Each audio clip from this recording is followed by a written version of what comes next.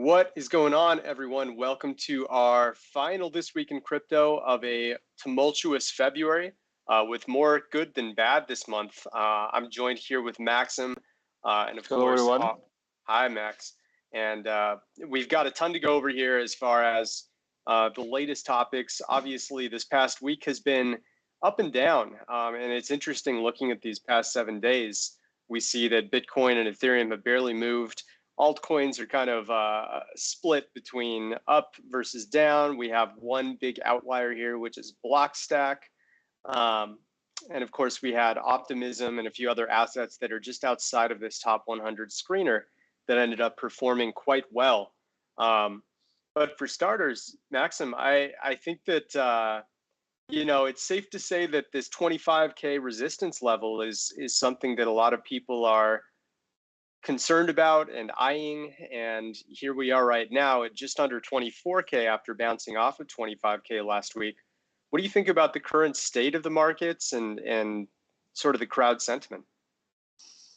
By the way, I think hopefully the question of my micro is solved for now, even without buying expensive one.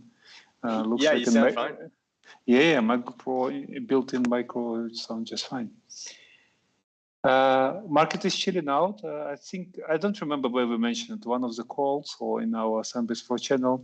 Once it get to 1.7, I'm referencing to Ethereum or 25 in Bitcoin.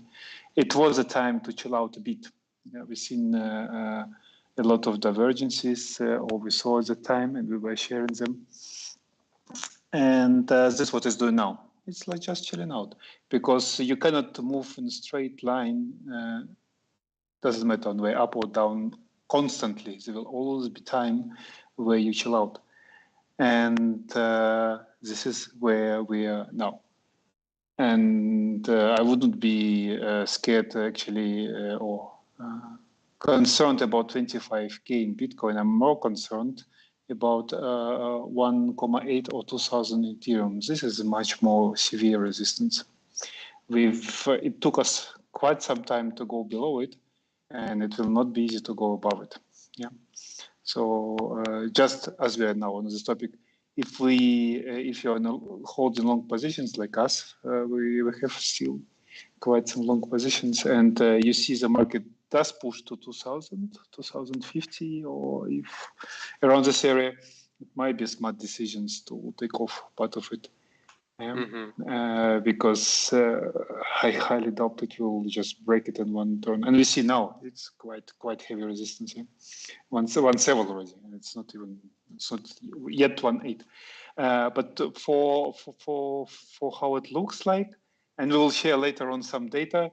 Crowd is not participating yet in or not participating strongly in the current party. You see it here and there, but mostly people actually participating in hunting airdrops, be it Blow, I don't know how many projects else all are now, probably on Optimism or Arbitrum, yeah, doing half fake activities everywhere. This is what crowd is doing. But going severely or heavily long, you don't see it. Only quite iron balls guys on decentralized protocols, you can see, yes, they're going sometimes long. Yeah, but crowd is not participating yet. We'll see some data. So it means that we can go higher. I still believe we first need to go lower before we get higher. But it's my personal opinion. Midterm, I still hold we need to test this 2,000 in Ethereum more intensively. That's what we're doing now. This has to be tested. And before that, we probably need to go 1.5. It will be good enough to confuse and to scare a lot of players out of the market. But again, this visit to 1.5 is my personal opinion. Let's see what we see on the data. Yeah, and that wouldn't be a big drop off by any means. We're at 1633 or so right now. And dropping down below 1,500 is only probably a 6 to 8% drop or so, just doing some quick mental math. But I think you know, these support levels and resistance levels, don't underestimate the importance of the round numbers, right? 25K is a big number where there are always going to be big sell walls, people that want to set tons of limit orders, and likely had a ton of limit orders set the first time we hit 25K just over a week ago. So when that happened, of course, there's going to be a big bounce downward off of it because of all the sells that were set right around that round number. And, you know, if heaven forbid we get back down to 20K here in the next, whenever, whether it's next week or 3 months from now, you'll likely see a bounce upward as a bunch of people, I guarantee you, have buy limit orders right at that mark on several exchanges. But usually the first time after those big numbers are hit, that's when you start to see the real values and the real sentiment start to come out, because the buy walls and sell walls have now been penetrated and broken down a bit. So it's something to keep in mind. And I think you're absolutely right, Max, where there is going to be a ton of ranging, or you know, obviously there has been, and perhaps there needs to be a little bit of a cool down period after so many people who were down in 2022 reversed their sentiment, became very positive here in early 2023. And we need to kind of taper down that euphoria that we've started to see in order to have a more organic growth like we did, you know, arguably in 2020. Maybe, I mean, by 2021, we were already starting to see a ton of euphoria, and it lasted all year long until that big drop right after the all-time high on November 8th and 9th. But yeah, as far as sentiment goes, I'm still seeing we're a little bit on the positive side, not quite neutral like we were at the beginning of the month, for example. And social volume, interestingly, has dropped off. So at least compared to a week ago, when of course things were still pumping right and left, even with Bitcoin and Ethereum being pretty flat over the past week, altcoins were going off. And you can see, you know, Ethereum is being talked about less, stable coins talked about a lot less, Binance Coin up a ton. Obviously, there's a lot of people interested in what's going on there with the BUSD lawsuit, and just Binance Coin in general going ahead of the markets a little bit in the last couple of days at least. You can see Matic getting a little extra social volume. Hex obviously had a big week. They're plus 20%, which is way above the average here that you can see. Litecoin, Shiba as well, lots of discussion there. But for the most part, I'm seeing that there's a little less overall discussion, and I can open up the the overall social volume here of just like the last month or so we can see exactly what's going on in terms of overall discussions. So yeah, pretty clearly you can see a lot of hype around here after the dip. This was, of course, the peak of the pump right around the 29th to the 1st, and then we have this big drawdown. Everyone starts getting freaked out right around here on the 13th, and this was right after, literally just a few hours after the local bottom, and then we take off, and then we start seeing a slight downward pattern going on here, and social volume has kind of followed it. This latest peak here is one of the smallest we've seen so far over the past month, and if I zoom out to, let's say, 6 months,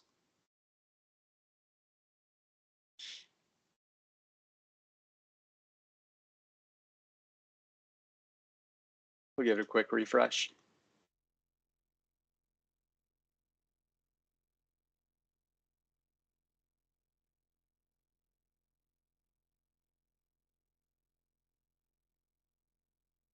I believe in you, Sandbase.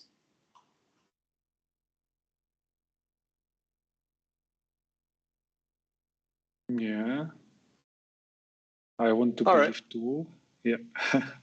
We'll, for the sake of keeping the stream going, it's okay. But what I can tell you guys is there is less discussion rate over time after it did start to pick up in January. And that's not necessarily a bad thing. It simply means there are less people that are sticking around. Some people can view that as a very positive sign, where the weak hands are dropping out, getting impatient after all of the fun happened in late January. And this probably drew back a lot of people in, only to get frustrated by a bunch of ranging that's been going on ever since. And it's kind of like, for them, 2022 all over again.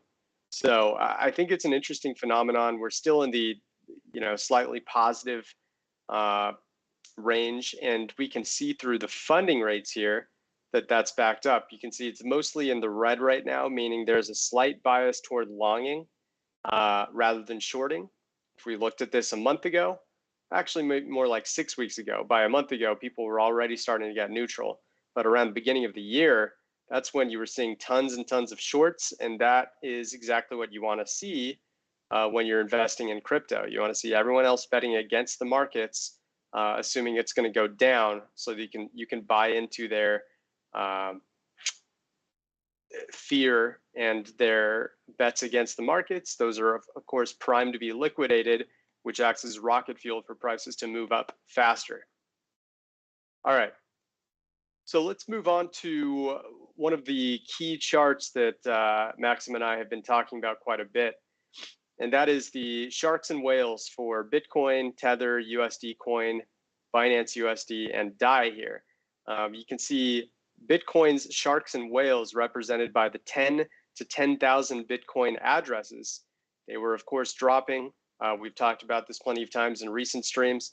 And then around late November, right about 3 months ago, that's when we stopped seeing the dropping, and we actually saw some accumulation here, a little bit of ranging, and we've kind of been staying in this very tight window where sharks and whales are holding anywhere between 66.95% and 67.05% of the overall supply. So within 0.10% of all of the Bitcoin, which is a pretty tight window considering the big swings that you've seen before.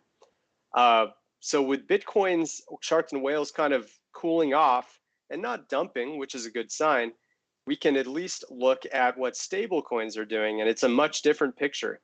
Tether, of course, huge accumulation waves. They've cooled off a little bit, though, in the past week or so. USD Coin, they've cooled off the most. They were holding 40.21% of USDC and now are holding 38.43%. So they've dropped about 4.4% of their coins, or about 1.8% of the overall supply. That's an enormous amount in just the past, what looks to be 11 days or so. BUSD, of course, the big story there, this drop, which was caused by the news of the SEC lawsuit, they have now started to recover, though. So perhaps a little bit of an overreaction, as people were afraid BUSD would just get delisted at the snap of a finger. There have been some drawbacks with BUSD and staking in a few areas, so there is some concern about it still. But at least over the past week, the sharks and whales are dipping their toes in a little bit. And then DAI here is actually staying pretty high. Of course, DAI is most associated with Ethereum and ETH-based tokens. So it's good to see that it's sticking around and not seeing a big drop off like the other three coins have.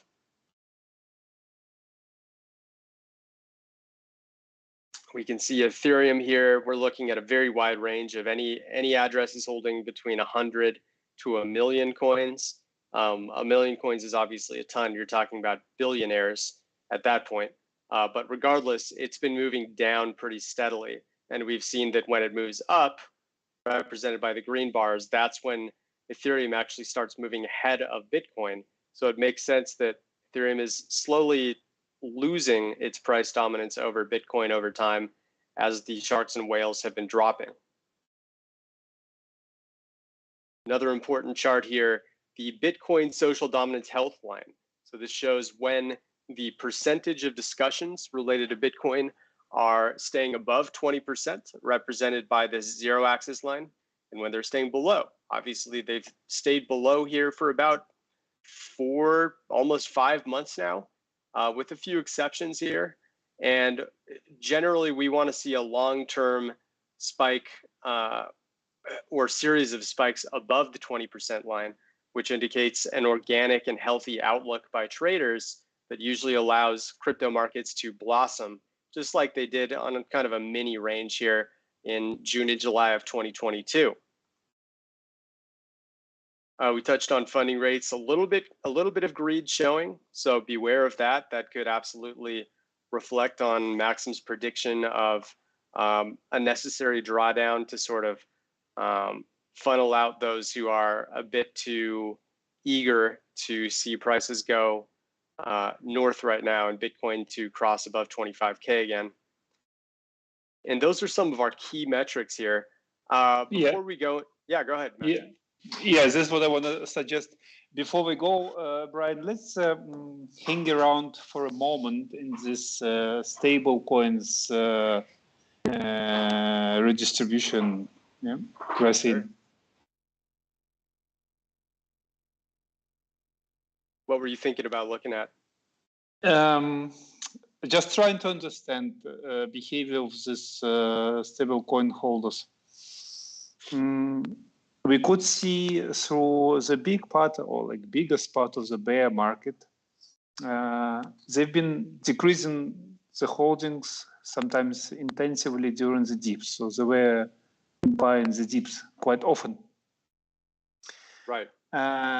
And the interesting thing which is expected or you should look for, the moment price is increasing, majority, if even it's not crowd, just consensus, I'd better be safe. I keep my stables. Yeah, this is what we want to see. And I believe this is what we are seeing on the chart. It's not extreme, but it's kind of feasible. They increase their holdings. In stable coins. They increased a little bit of Bitcoins, but not much. As you say correctly, increases slight. Still, with every weak move of the market, the stable coins, they keep increasing it, yeah. Which is midterm is very likely kind of good sign. That's one of the reasons I still kind of positive. Actually, one of the main reasons, because I see this pattern. Another main reason, so I think generally I have like three in my head, just alone from timing perspective, we've been in decline in the crypto market for more than a year. So I would expect once we hit the pain, and there was a lot of pain, the recovery will take 3 to 6 months. We are not even 3 months, but we are getting close to 3 months. Yeah, that's why the careful approach is good. But normally, I would expect like 6 months recovery, and then continuation of bear market. And at the same time, this rate cycle on the Fed side and ECB, this seems to be slowing down. So it should give some relief. We're seeing some relief. And well, we're playing with the fire, of course, because inflation is not over. Yeah, I don't believe they can. I don't believe in general the central banks can fight inflation. But behavior of the relatively big holders reveals not convinced, not jumped in, not committed. And this is where you feel, okay, majority is not there yet, we can keep. The dangerous part is when we see rapid decline in percentage of stable coins. It means they moved into more risky assets. Yeah, this is where alarm should be raised. Yeah, and we're not raising yet. Yeah. You know us for some time. We've been keeping bullish or positive stance for some time because of similar piece of data revealing crowd is not jumping in. But for the moment, it's overheat. Yeah. You've seen this million announcement on Reddit when I'm reading Bitcoin will get to million and Kramer and everything. Right. For the moment, I think it need to chill out. You know? They need to be scolded again and say, this terrible researchers who always like bullish, blah, blah, blah. And so it's fine to get below 1.5K. I believe it's completely fine. but we don't see like a real flip in based on on-chain data. Yeah, the flip hasn't happened yet, so money not committed. Yeah. This chart. Yeah, I think this is one of the most important charts that we can look at on a weekly basis, and you know, analyzing it is quite simple. Anyone can do it. It's a matter of really just looking at the percentages of all of these lines together. You know, Bitcoin's line obviously is the most important, and you can kind of weigh that as about half the value of these 5 lines, while the others are kind of a combined, with maybe a little bit of emphasis on Tether because it is the largest stablecoin. Basically, the larger the market cap, the more important the line is, right? So Bitcoin obviously being the largest market cap in crypto, the line that it's taking with its shark and whales matter the most, with Tether being, I believe, the 3rd largest market cap right behind Ethereum. That's the 2nd most. So what do we see over time? We see, you know, Bitcoin and Tether, kind of Bitcoin declining here in the first or the February through April of 2022. Then all of a sudden, Bitcoin and Tether go down together, prices plummet. Doesn't even matter that DAI and USD coin are going up. There was a ton of Tether FUD around here. For those who remember, May of 2022 was when we started hearing about, you know, the Luna collapse, and Terra USD got depegged and Tether got depegged right afterwards. So that was a lot of FUD. Bitcoin kept going down, and you can see that Tether, sharks and whales were really going down here a ton. So all of the buying power out of the largest stablecoin was being siphoned out. And finally around here, you start seeing that Bitcoin's whales are flattening out, as was Tether's. Tether's was actually starting to go up a little bit. And these green bars here representing the price, what do you know? They're actually starting to go up all of a sudden. But then Bitcoin resumes going down. And even with Tether going up, Bitcoin's huge fire sale of shark and whale assets was not enough to keep prices up. It was ranging a bit here because Tether's going up and Bitcoin's going down. So a bit of a wash, if you will. And then Bitcoin really drops one more time here around the FTX collapse or the week leading up to it. And even with Tether still moving up, eventually the FTX collapse causes it to start going down again. Tons of doubt. But we're starting to see some ranging from Bitcoin. And then all of a sudden they're both going up at the same time. That's a good sign. It ranges again, but Tether is moving up again right here. And this right here, around January 7th or so, when you see this big move up, that was the sign that sharks and whales were really loading up for some price pushes in the right direction. And of course, you can't ignore the other 3 lines. You can see tons of accumulation going on right around the dip area here. So I think when you combine all of that together, you can get a lot of alpha at any given moment. So what's going on in like the past, 3 weeks or so, if we really zoom in, since like February 1st, well, Bitcoin staying flat, Tether moved up until prices moved up here around Valentine's Day, and then it started going down again. USD coin really moving down, DAI moving up, and BUSD moving up, but that doesn't matter as much as Tether and Bitcoin. So in all, it's kind of just a big flat mess at the moment with no clear direction going on. Certainly not, for people worried about sharks and whales really dumping aggressively, that's not happening. They're not just taking profit, and this isn't showing a sign of being a big bull trap at this 23, 24K level right now.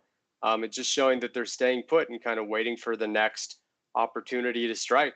And they're going to kind of lay in the weeds, it seems, until the sentiment of the more mainstream traders, those who don't have millions and millions of dollars, until they decide what they want to do with their funds next. And if they get greedy, whales will try to take profit. If they get fearful, whales will try to scoop up as the smaller traders dump their coins. And we can see here on this chart the reflection of bullish versus bearish sentiment, with obviously a big drop off. As we mentioned, there's less and less talk about crypto. now that prices have seemingly topped here about 4 days ago. But what you can really look for is the gap between bullish sentiment in blue and bearish sentiment in red. When there's a big separation, like right here, that's a sign that we're getting a little bit greedy still and prices go down.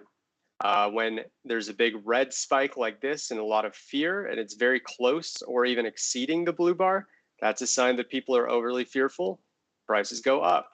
And you can see that in several cases right now. Probably still a little bit of a bullish bias, like I said at the beginning of the call. A little more,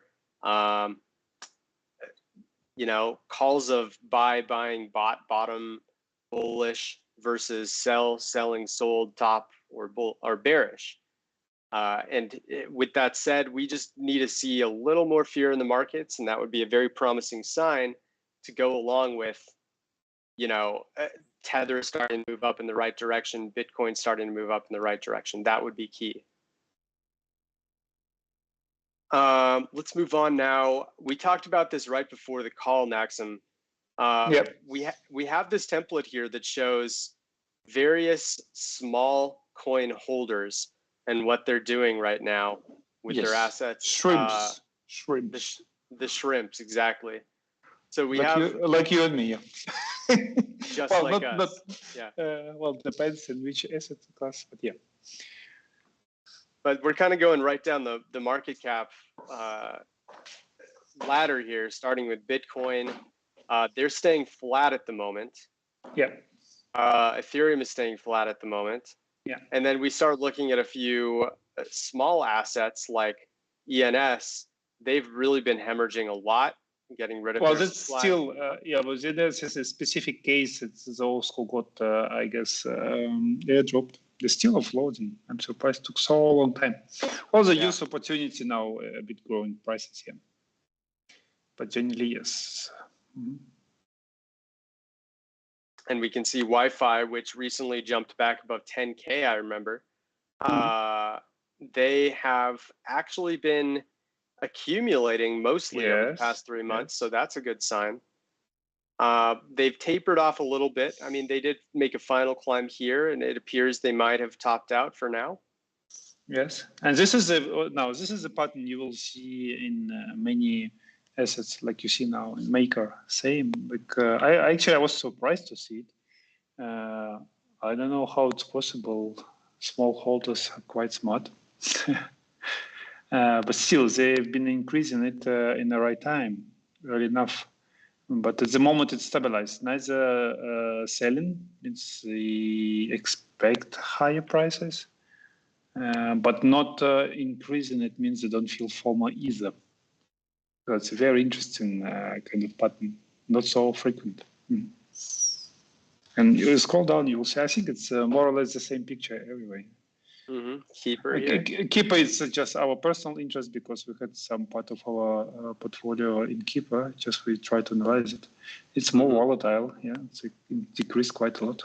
Look how smart Santiment is with our investments going in Keeper right before a huge pump.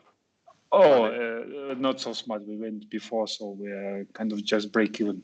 Gotcha. I wish we would be that smart, but okay, we're not that silly too, but we're just normal. Yeah. In this case, yeah. And then I see Chainlink here. They've been slowly scooping up. Very slowly. Yeah. I don't know. Maybe it's not much activity. Yeah. That almost looks like a $1 million age line. Yes, exactly. And here's the same. You see, Uniswap also increasing relatively massively. I mean, on a chart, it looks massively, even though if you look carefully in data, it's not that much. Still, you see it's increasing and then like nothing happening. Yeah. So they missed, actually, they were buying the dip, if you see, increasing a lot during the first small pump. Yeah. It looks small now. And then didn't do anything. They did not double down on last bottom, which is again typical behavior. It's very hard. No intentions to blame. I'm similar. It's very hard to double down when you went up and then again back to the lows. But there's keeping the same like IFI Maker, like nothing happens. Yeah, it's quite unusual behavior. Nothing doing that. They still have not much interest. It looks like. And then And finally we have Doji, Yeah. our Doji. So they've been taking profit over the past month, Yes. it seems. Yeah. When I see this, it's like, unfortunately, it means we can go either way. But bullish potential is not exhausted. That's what I read from chat. I cannot rule out going down, or in the case of Bitcoin, Ethereum, actually some patterns we've been discussing lately, more toward going down to some levels. But these charts where crowd didn't really formal during the last pushes up. I mean, there is some potential left. That's true. So in terms of like the alpha behind these shrimp addresses, Maxim, many of us have come to be acclimated to sharks and whales being the drivers of prices. But what would you say is kind of the key behind shrimps accumulating versus dumping, and why that can be important for predicting future price movements? This is we're trying to find if we have a clear top formation, because as a top formation, the shrimps would be actively increasing their holdings. That's why we built the chart layout, and also will be shared at the end of our stream together with the first one, the stablecoins. Stablecoins more revealing the bottom formations. When you see price increasing and people still increasing their stables, okay, that's a bottom formation. Now, when you see be it now or later in the current chart layout, price is pushing, and the shrimps suddenly very active in increasing their positions, well, probably it's time to go out. Probably time to leave and enjoy your life for some time without looking much. Well, I don't see it yet. So I'm still struggling. We're not set high, but or actually we've moved quite a bit. Still doesn't look like it's strong enough. Okay, so I guess we need to move higher, but probably first we need to go lower too. Yeah, Doge is interesting. I mean, I zoomed out to the past year while you were talking, and it looks like obviously the massive drop off occurred right around mid-March of 2022. And you mentioned, this can be a good indication of tops forming. It looks like this happened about 2 weeks before the big local top. And then, of course, the entire crypto market dumped pretty hard here over the following 3 months. So this wasn't unique to Doge. But if you were to, let's say we're back in early March here of 2022, and we suddenly see this drop off, is this a signal that would clearly reflect a sell? You see, this is a really strong drop. I would need to investigate further. It's possible that they just increased their position and moved to the next tier, because Doge is kind of not very expensive. So you would need to check other tiers too. It's not that straightforward. When you see so strong, it's just too much of a signal. You need to investigate it further. Of course. So you're best off combining looking at shrimps, particularly like 100 to maybe $5,000 investors. And not more than 10 above 10,000. So it's actually not set really shrimp. So it's quite substantial. Right. So it's kind of those small holders combined with what the sharks and whales are doing, and then you can really start to see some very clear alpha there. Well, I wouldn't say very clear, but you understand shift in behavior, and you can act accordingly. Gotcha. Yeah, that's super helpful. It's I spend a lot of my time doing shark and whale analysis, but I do think there's some very good merit to adding in some small trader analysis there, whether it be for a counter indicator or whether they're accumulating along with the sharks and whales at the same time.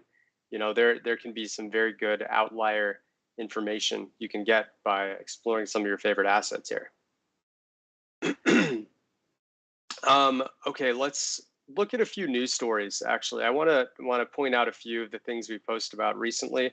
So this article was posted just yesterday by one of our community members. I think it's very interesting. Optimism is one of the biggest beneficiaries of the Coinbase base launch that was launched just yesterday. And you can see that its social dominance has really taken off. It nearly broke its all-time high that it made just 3 weeks ago. And it's within striking distance of poking through after an enormous rebound where Base is essentially using Optimism's tech for its stack, or it's using its stack in order to create this new base for layer 2s. So obviously with its tech being integrated, it's taken a massive jump here. Do you know, Maxim, of some other assets that might be benefiting from this layer 2 launch by Coinbase? Yes, typically as a layer 2 solutions, because it works like this. All of them, Arbitrum, Optimism, Polygon, they're in talks with potential partners, and they're known. Right. And now looks like Optimism been working with Coinbase for quite some time. From my experience, usually this kind of deals takes like 3 months. And others are now might accelerate or push their talks with other partners, be it whatever, no, Google, Microsoft, or some other Kraken. And in anticipation of this event, the market might push price of Arbitrum or Polygon, especially if we read some negative comment for other L2. So it could be a good sign to take this risk. If in some Reddit discussion or some Telegram discussion or Twitter thread, you suddenly see this, someone says, just give an example to showcase what I'm talking about. You read someone saying, oh, now Optimism took the market. Looks like Arbitrum lost it. Yeah, and people start agreeing and saying, yeah, wow, they lost the chance. Then you really will be advised to go long or Arbitrum. I mean, not investment advice, but to consider it, because this kind of background of crowd discussing something is what you're looking for. And there are smart money in the market. They will utilize it. Mm-hmm. When some others, market makers or big funds, hedge funds, when they see this kind of negative comment, I'm pretty sure they will try to push it up. They know how the thing's working, so you can try to ride the train with them, but you need to of course screen social media quite nicely, which actually brings me to an idea. The things we're doing for our social media stack, all the data we're collecting, that might be actually what we need to do. Everything related to L2, and just try to squeeze. Well, with the current tools, it's difficult, almost not possible. But we're building, a new stack of tools where we try to deploy AI to take out topics or clusters of conversation or links mostly shared. Yeah, we probably need to pay more attention to it. Take a look at the huge spike, by the way, on social media of L2 discussions. Yeah. No surprise there after the big launch. It's not to be ignored. It's a big sign. It's a big sign, and it makes sense when I'm thinking about. We develop our own, not really L2, like more like a sidechain to Ethereum for whatever we're doing, is storing of signals and market intelligence, so this hash roots. But Santiment, what is our user base? For us, big, but compared to Coinbase, it's like nothing. And there are quite some players like Coinbase. Binance did it in the past, but they developed their own first Binance chain, Binance Smart Chain, whatever they call it. Here, Coinbase gave an example how you can do it in a much stronger way. You just utilize an existing technologies from Ethereum. It's a very strong move. So the other players, in order not to lose the market, they will do the same, more or less the same. If they pick up Optimism or Arbitrum or Polygon, it's open question. It's now a question and no one can answer really yet. But I would expect at least 2-3 more announcements like this in the next 6 months. So playing or maybe optimism will catch the whole market. So having in basket optimism, Arbitrum, Polygon. Or Polygon need to wait a bit; they were overhyped. But this three is quite a good bet at the moment. Yeah. Thanks for sharing, Max. Yeah. You know, just to put a cap on the whale behavior, I put out a post yesterday about the three different tiers, 10 to 100, 100 to 1,000, and 1,000 to 10,000 Bitcoin wallets, and how they're behaving. You know, when you combine all of these, as we saw, it's in a very tight range. But actually, 2 out of those 3 tiers are still moving up. It's the largest whales, those that are, you know, holding well over what is 1,000 times 24,000 or so right now. I think these are 100 millionaires and above. They are still dropping off, and a lot of these are exchange addresses, so understand that, but a lot of them are not, and these are kind of the top tier of real traders and hodlers, and they're still dropping off a little bit. If they start to move up again, along with these 2 tiers, that would be the breakout sign we're waiting for. So keep an eye on that. Yeah. Also, MVRV is another one here. Average trading returns are mostly positive in the short and midterm, at least, because obviously January was a massive rebound month for all of crypto to slightly make up for the dumping that occurred in 2022. So because of that, you'll see that most of the assets here are sitting in the overbought range. And that is a short-term concern. Long-term, not so much, because you can still see that some of the long-term bars, for example, Bitcoin, they're about break even. It's kind of hard to see. That's the darkest bar here. But most of the dark bars are fairly close to break even. We might be seeing a short-term correction, exactly as Maximus is predicting here, because MVRV is showing lots of slight overbought signals. None of them are in the danger zone, which would mean that they're past this red dashed line. Typically, any asset that gets past this red dashed line, it's almost a certainty that it's very close to a big correction. Just like anything above the dashed green line indicates that it's very close to hitting a bottom and it's a very good time to buy. But as we can see, just from this small sample of maybe 25 assets, none are even remotely in the green. They're all in the overbought range to varying degrees.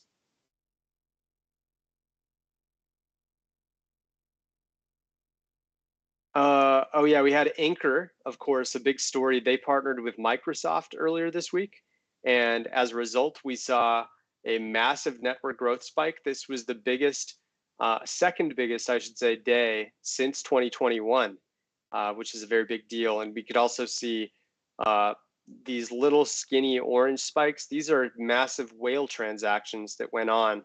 And ANKR, of course, has been on quite a run. It's corrected a bit in the last couple of days, but overall, you know, if you caught on to the news early when this partnership happened and when these whales transacted, prices really moved up quickly. But keep in mind, yeah, this most important part, good news are coming close to the end. Yeah. Right. So always important. When you're playing good news, you will have an exceptions sometimes, but as a rule, it will happen more frequent. Good news on a growing price, you'd better stay away.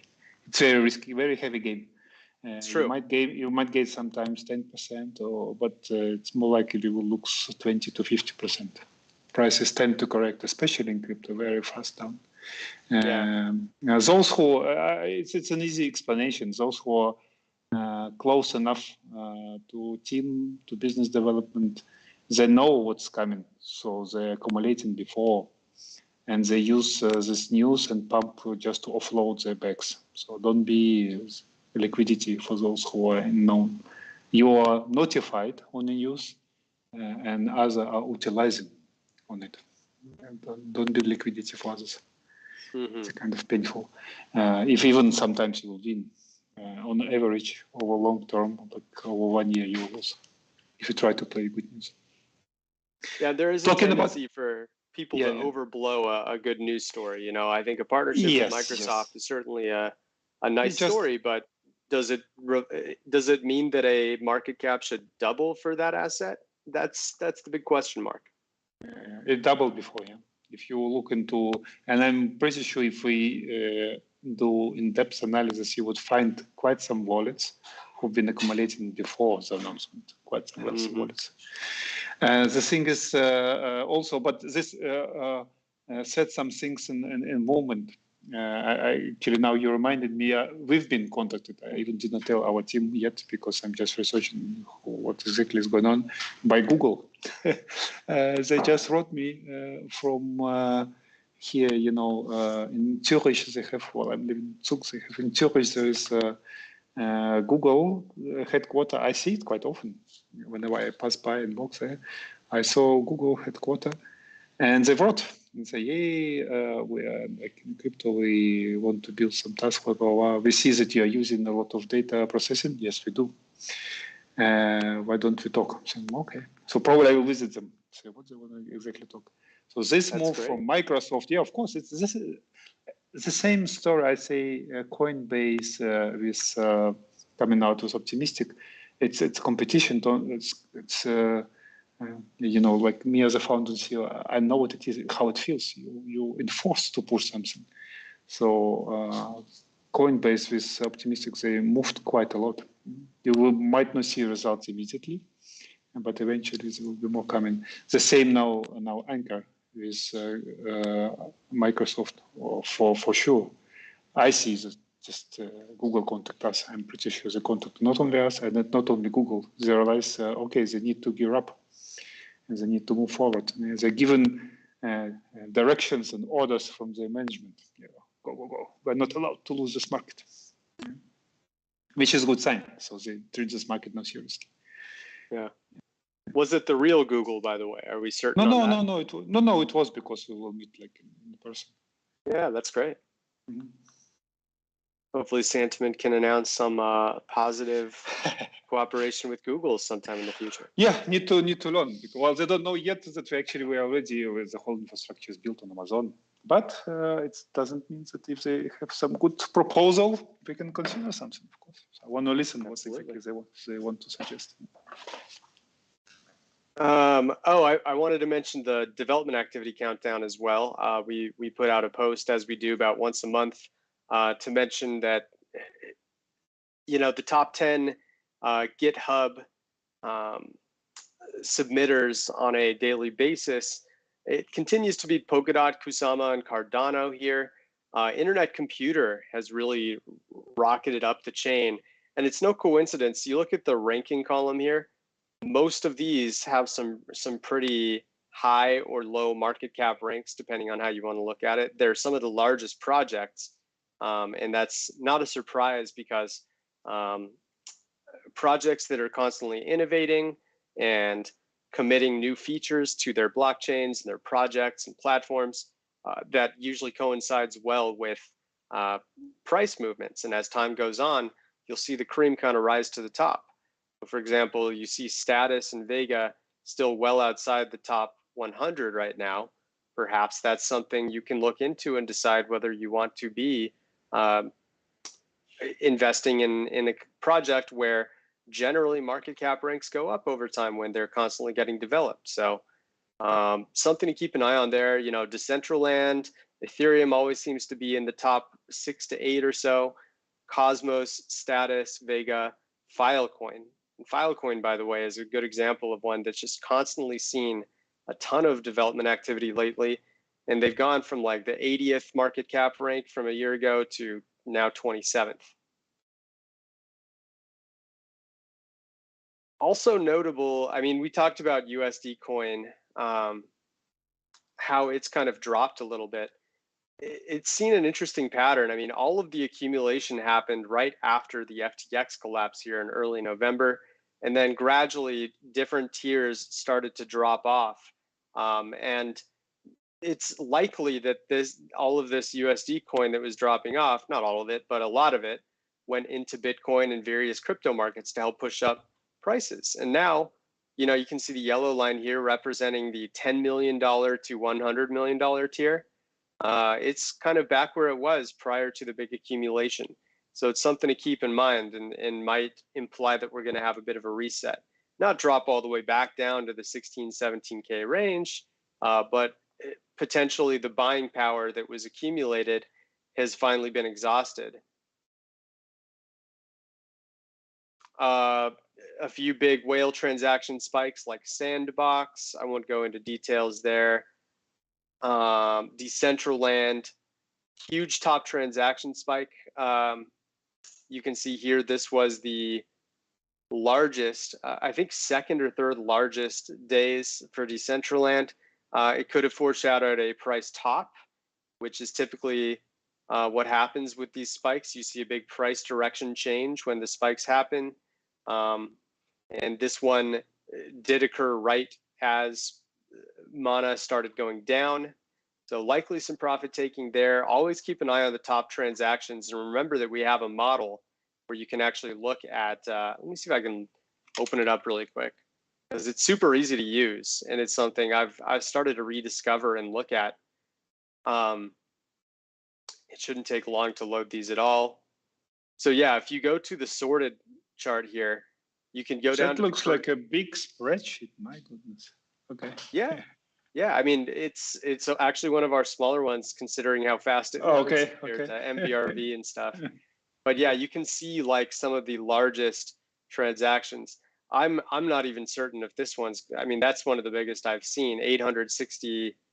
Yeah, there's probably something weird going on with Golem's price at the moment.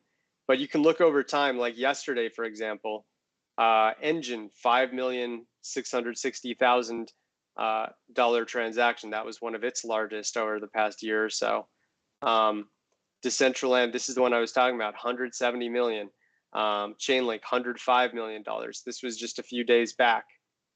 47.9 million for Status a couple days ago. So it's a great way to kind of get a lay of the land in terms of where the biggest transactions among many assets are happening. Let's quickly look at a few Bitcoin main on-chain metric, a couple of questions, because we're already nearing on close to an hour here into the stream.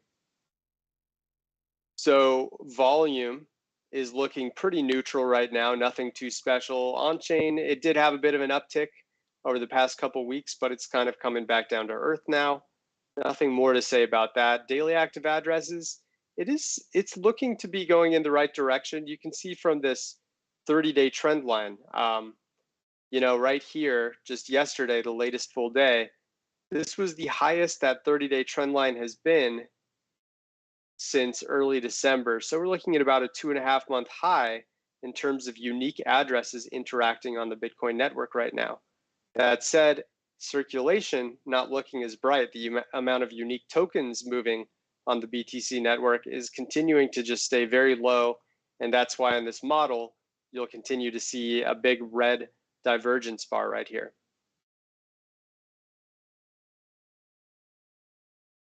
MVRV, for Bitcoin in particular, it's just about as break even as you can get.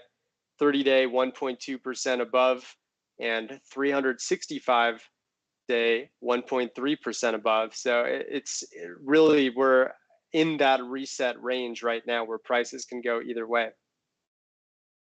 Funding rates, slightly positive. We already went over that. Whale transactions, keep an eye on this.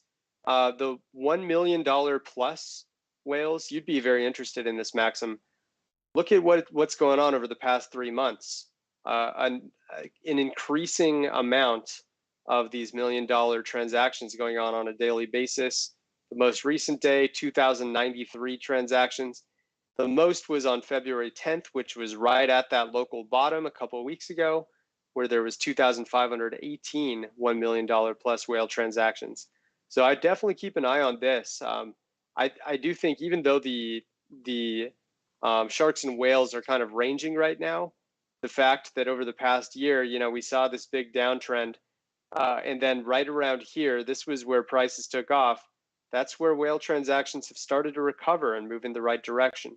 Still not back to where they were pre-FTX implosion here in early November, but at least starting to see some signs of life. We touched on how the whales and sharks are doing already. Ratio, I'm going to open up a separate template and we'll look at that in just a moment. Mean dollar invested age continuing to stay flat. Network realized, or I should say growing, by the way, which is not a great sign. If it was flat, that would actually be a good sign. Network realized profit loss staying flat. Supply and exchanges staying low. That's good to see. Social dominance, we went over that. It's staying fairly low. It's not, at a bottom range like this, which would be a big concern. But it's still a little lower than where we would want it to be. And then weighted sentiment, we mentioned there was some euphoria that we're cooling off from. Look at how the price just sort of topped off right as people got super optimistic about crypto once again. That is, a telltale sign for this metric and how you want to avoid being in markets when people start getting euphoric. But you do want to get in when they start to get fearful. All right, and as promised, let's look at that ratio template really quick.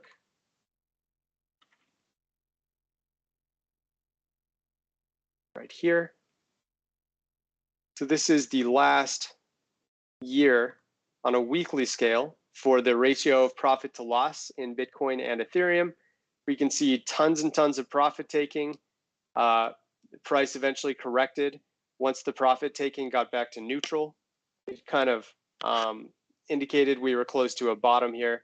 And then we saw a little bit of minor profit taking over the last couple of weeks. The most recent week, obviously we did see, a mild amount of profiting, even more so on the Ethereum end. As Maxim said, there could be some warning signs that we would head back down to 1,500.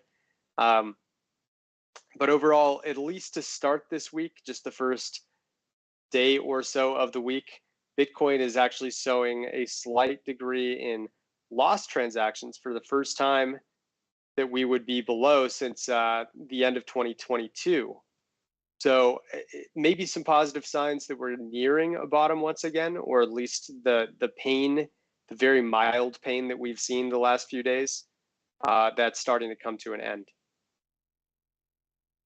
So, all right, we're at about 1 hour now. Why don't we look at a few asset requests that you may see, Balresh? And if you don't have any good ones, we can look at a few ourselves. The one we got is optimism. Of course, yeah, optimism. Talked about it in the context of base, but not in general. Let's take a look at the full array of metrics we have for optimism. It's obviously been on quite a tear, so I'm not surprised there's some increased interest in it. So yeah, over the past year, as you'd expect, volume has absolutely exploded. It's in its most recent day here.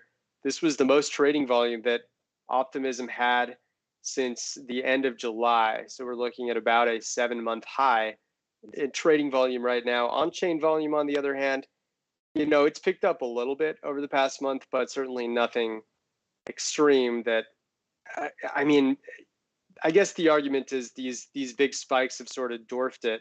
And it actually is some pretty nice increase in on-chain volume, but certainly not on the same level as trading volumes rise. Daily active addresses, interesting. We have one key spike here that really just was a massive anomaly, and it occurred, it looks like in tandem with a big price drop. And there could be an argument that this was some insiders knowing some things that we didn't about optimism's Maybe it was airdrop. Partnership. Maybe it was airdrop. Could have been the airdrop as well. Absolutely, good point. Mm-hmm. Either way, this was the massive daily active address spike. We do see that it's up a little bit though compared to what it was doing previously. So there is some overall increased interaction. Circulation though, nothing special going on there. MVRV, this will be an important one here. Wow, yeah, so it's kind of off the axis. Let me increase the axis a little bit. We'll just go.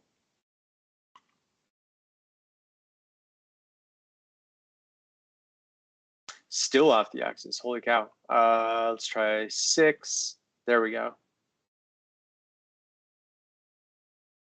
So we'll ignore the Z-score for a minute. The 30-day optimism MVRV right now is high but not egregious. It's at plus 16%, but that's not the story.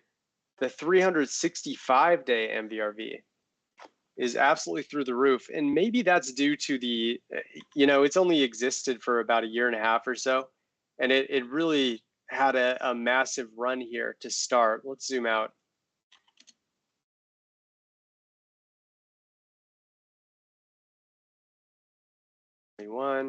Oh, you know what? It's even younger than that. It's only existed since May, so it's about 9 months old, and that's why. Okay, so the 365-day MVRV is skewed because it's up massively, and it hasn't even been a year of trading yet for optimism. But either way, I think that this is probably the important one to look at. As Maxim has stated in the past, we kind of look around 20% as a good a good bar for when we're starting to hit a danger zone with altcoins. And it's not quite there yet. We did see several points in which it went above, and there were corrections there, several corrections, and then one final push where it went way up to about plus 47% and then fell down, actually went negative, and this would have been the time you'd really want to buy optimism. Because this was the first time it had gone negative in a couple of months. So yeah, right now, it does look like there is some risk in adding to your position, which would make sense when you see that just in the past, 21st until 24th. Yeah, I mean, it's up about 31%, maybe a bit more if I zoomed in. But right now, MVRV is looking a little bit overheated, and be a little careful, especially if it goes above that plus 20% line again. Whale transactions. Let's take a look at what's happening here. Yeah, so huge bunches of $100,000 plus transactions that occurred in late January and early February. That did form a local top, but I'm interested in this one. Or this was when a lot of the airdrops happened, as Maxim said, and potentially there were some insiders that knew about the upcoming partnership, and then you can see that there was a bunch of whales that were transacting on the 22nd or so, right when the announcement broke.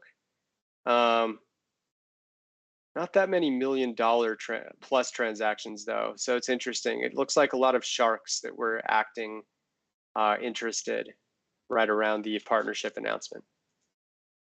Let's take a look at the supply distribution. This one's probably the most important part of all of this. So the price of optimism right now is at about $3.15. So we can safely presume that these three are going to be the key tiers. I wouldn't go this one. That's going to be mostly exchanges. This is just the overall number of addresses.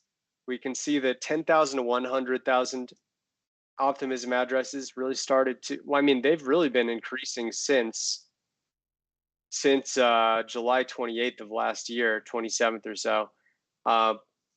The red line, I think it'll help if I have the price overlaid.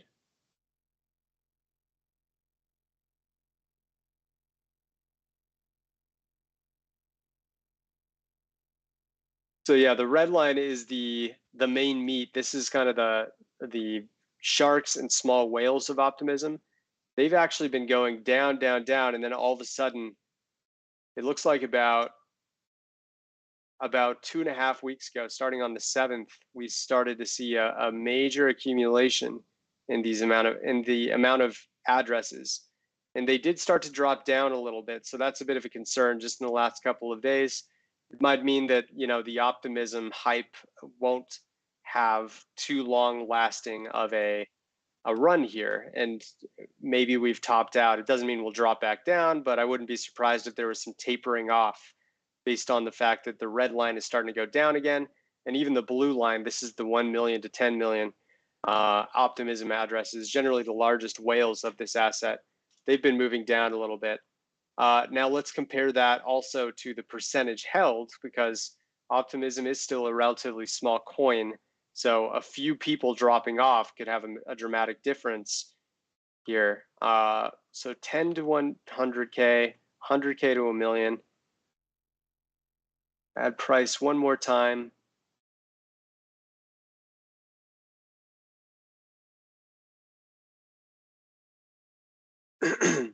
So a little bit better actually from the sharks, the small sharks and the whales, or I should say sharks to small whales. They did kind of drop off just like the number of address showed. But that is a nice scoop up here that they were doing over the past couple of weeks. The million to 10 million optimism line, that is still going down. So yeah, same story. It looks like they're kind of tapering off now, and I do like that the 10K to 100K is moving up. But Brian, can you yeah. check also combine all the group up to 1,000? Just take 1 to 10, 10 to 100, 100 to 1,000, because it will be no smaller. How far down? Yeah, so and remove 1,000 to 10,000 and above here. This also remove. So just now, these two? Yes, it's so small. I want to see. See, this is what I wanted to see. Small players are barely participating yet. And if you can move a little bit time frame to the right side, because it's too strong. Yep. We don't see. Okay. So they, I think, participated in whatever was drop or whatever. But they're not increasing position now. So looking at this, I think the price of, and in generally, knowing some past events from market, I have a feeling we'll try to break the high one more time. Yeah. Oh, the only concern I see now, when looking at this chart, it looks from the top to down, there was like 5 waves. Need to investigate it more in details. Yeah. Very interesting. Yeah. Generally, when you saw the whole time, the kind of optimism made all-time high recently, or some time ago, and it should try to keep pushing higher. If it doesn't do it, well, we can see again quite severely correction down. But this behavior of small holders, what you see is this blue line, they just increasing. Yeah, they're not FOMOing in. They're not FOMOing. They should FOMO. Yeah, but this strong increase, almost vertical line. Maybe that was their FOMO. Difficult question. Can you add to this chart just normal metrics like transaction volumes and trading volumes? Oh, another chart. I want to see, and then we take like last year. Okay, it's not year. Last six months. It's transaction volume, yeah, and now trading volume. Just normal, not on chain, but yeah, now increase. Okay. So when I try and see, and transaction volume, how does it look like? Transaction volume is fairly dormant. No, it's dormant compared to this insane, I think that was right. probably a drop. Okay, when was it? 11th of December. Can you take from 13th of December or 14? Or right, just to right remove, afterwards? Yep. Yes, just to remove it, yeah, because otherwise you cannot analyze anything. Okay, now transaction volume may be aggregated, at least on, what is it now, 3 hours, take 8 hours? Or 12 hours, better 12 hours. Okay, so what do we want to see? Normally, the highest volume will be somewhere in the middle of third wave. Can you highlight it just to see what was the... Right no, here? highlight transaction volume. Or is it highlight? Because, yeah, okay. Yeah, it was increasing till 25th of January, and since then we kind of struggling of going down. So we could assume the 25th of January, around this date, we had a wave 3. Now come back to price. How does it look? So that was a wave 3. Yeah, okay, there is a chance we made a 5 on end of January. It's possible. January, it's possible because we had very high readings before. And you can also see it actually on trading volume or normal trading volume. Yeah, highlighted. Yeah, even though we have a massive increase now, but excluding this, yeah, there is a chance we made our 5 down, 5 up, and now we're just chilling a little bit. Mm-hmm. Yeah, it looks based on some other metrics, like it's foreshadowing a bit of a tapering off period where it's not really looking too bullish or bearish, and we might see some flat price action, sort of similar to what we saw the first week of February right here. That could be the most likely outcome. But yeah, very interesting. I like seeing your analysis of transaction volume and trading volume combined with kind of those mid-tier addresses and what they're doing at the moment, the shrimps. Mm-hmm. Like we were seeing in the beginning of January. And optimism, even though it was going up during those profit take bars, it was basically being dragged along by the rest of the markets because everything exploded right around January 4th and beyond. But yeah, just look out for, you know, bars like these that might foreshadow local tops coming up. Not a lot of dormant coins movement. I mean, it's pretty subjective because optimism is such a new coin, but ideally you want to see move downs like that as time goes on with optimism being publicly traded. Major realized profits going on here. So even though the ratio of profit loss was looking fairly dormant, the spikes here are concerning. This one here being one of the biggest right before a downturn. Yeah, I mean, if these start to bunch up, you know, kind of like we saw consecutive ones here right at the local top, that's what you want to be concerned about. But ideally, you don't want to see these big spikes. So that's a bit of a, it creates a bit of an argument that we're near a local top at the moment. And of course, as we discussed at the beginning of the call, social dominance has exploded as Coinbase released its base feature for L2s. Weighted sentiment also extremely high. Let's zoom out to the last year. Yeah, look at that, Max. Just a massive weighted sentiment spike. So a ton of euphoria is a concern. You can see, you know, downturns are typical when things get positive. Look at how that one perfectly coincided with the then all-time high back in August. So yeah, that's worrisome. You don't want to be in an asset when it is seeing 5.6 degrees above its standard deviation in normal sentiment. And optimism does get a ton of development activity. It looks like its rolling average is about 65 GitHub submits per day right now of notable relevance. So that's good to see that it does have a coding team that is showing dedication to innovating the project over time. Anyways, guys, I think we're probably out of time. For those other asset requests, just drop them in the chat and we'll try to answer them for you, especially on Discord where we'll see them any time of day. Tag me or Maxim or any of the staff members that you've chatted with, and we'll be happy to help look through a few charts and give you some insight into the assets that you are kind of researching for your portfolio at the moment. But yeah, Maxim, any closing words for the people today? I was just, I will do a summary, but I was just interested in more details on optimism and find out, we're discussing it in November where we saw the initially 5 up.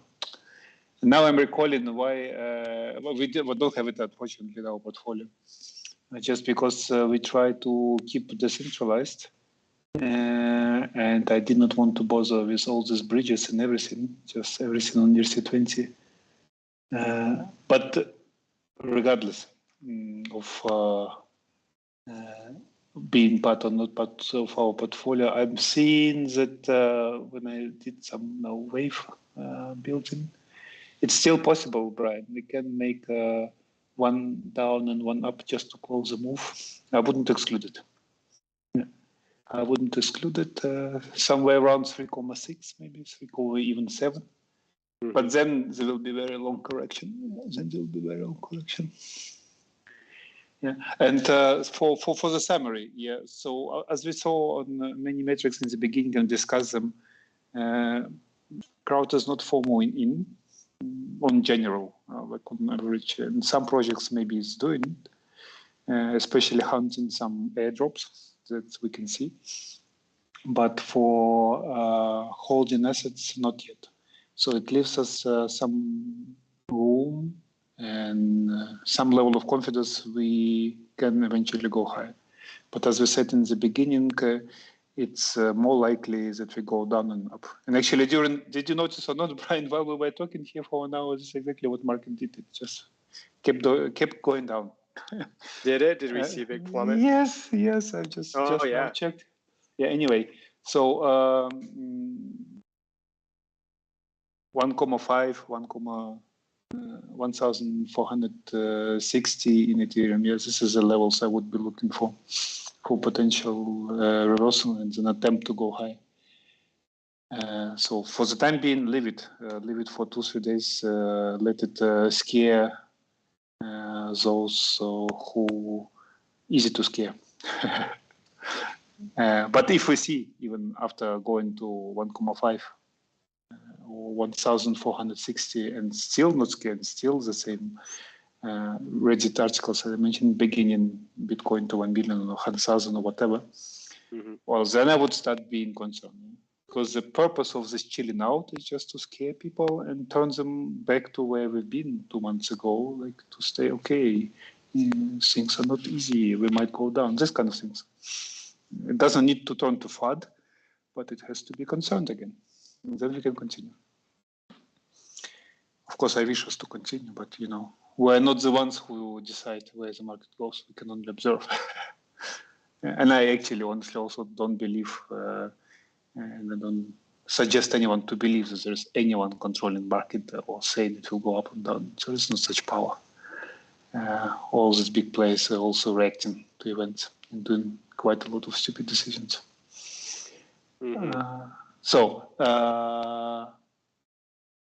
Stablecoin holders and behavior of small holders, there is no FOMO in the market. And chilling out process we're witnessing now, ideally, should lead to some kind of negativity. If we see it, okay, you can go long. If you don't see it, well, keep observing. This is a summary. Wise words, my friend. All right. Well, appreciate your presence today, Maxim. Really good insights and good stuff. And appreciate everyone for joining today. I hope you all have a wonderful weekend. Stay tuned for more insights that we'll be posting later today. And let's see what this pullback brings us, maybe some opportunities to come. But for now, cheers, and we will talk to you next week. Yeah, cheers. Talk to you next week. Bye, Maxim. Yeah, bye.